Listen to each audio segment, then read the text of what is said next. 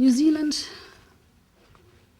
and the EU share strong ties in the field of cooperation and economics. And with 503 million citizens, the EU has the third biggest population in the world after China and India.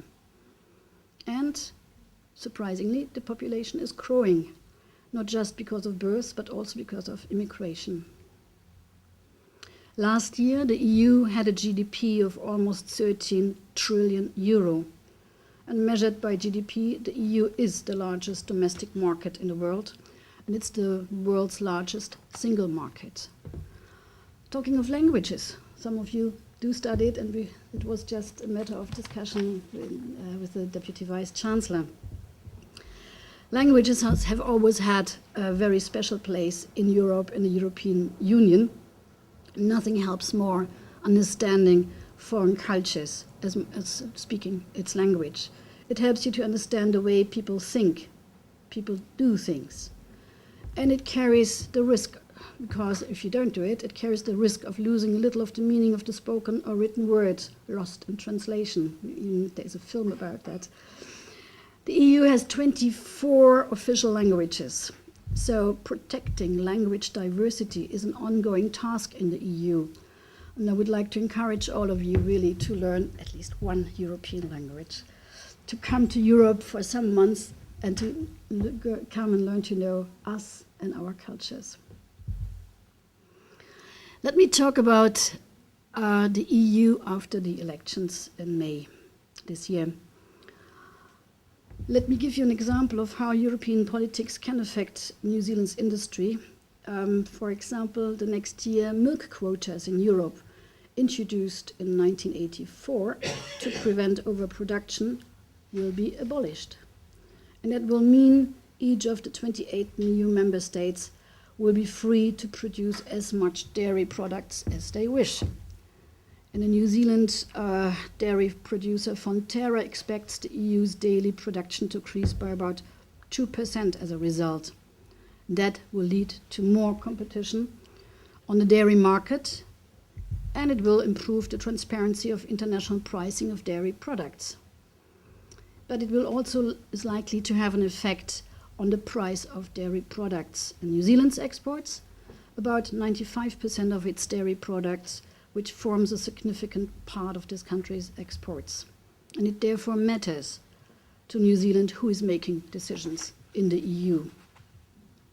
In the elections this year, 170 million EU citizens elected 751 members in Parliament. The results show that the European Parliament is still clearly dominated by Europe-friendly parties and politicians. They won over 70% of the seats. However, the outcome of the elections has given a very strong message to European politicians. The EU needs a stronger connection to its 500 million European citizens. It will have to listen more carefully to their demands. And for a democratic Europe, we need an active dialogue between voters and their political representatives. So, I mean, democracy is always a work in process and in progress. And a new European Commission that's shaping up in Parliament, they will have to focus on building an economically stronger Europe.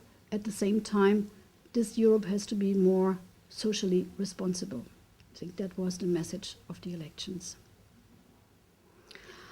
Mind you, a lot has already been achieved. The EU's recovery is expected, or the EU economy is expected to grow by about 1.4% next year. Forecasts indicate a decrease in unemployment in 2015 ever so slightly. The European Union initiated reforms and budgets have been balanced.